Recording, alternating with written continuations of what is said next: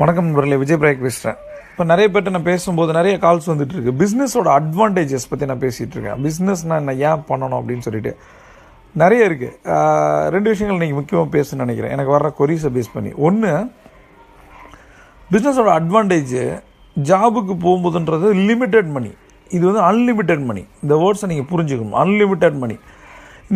But பிஸ்னஸில் unlimited money வருதா, இல்லை அன்லிமிட்டட் மணி வர்றதுக்கான விஷயங்களை நம்ம பண்ணிகிட்டு இருக்கோமா அப்படின்னு நம்ம யோசிக்கணும் அப்படின்னு நான் அந்த இடத்துல கேட்டுக்கிறேன். ஏன் அப்படின்னா, நிறைய பேர் பிஸ்னஸ் வாங்கன்னு சொல்லிட்டு இருக்கோம். இப்போ ஏன் பிஸ்னஸ் பண்ணணும் அப்படின்னா, நான் ஏற்கனவே சொன்ன மாதிரி தான், பழம் பெருமைகள்லே இருக்குது.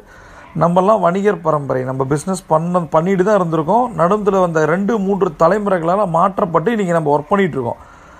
இப்போ என்ன நடக்குதுன்னா, இப்போ நம்ம ஒரு இதில் ஜாபில் இருக்கோம். மேபி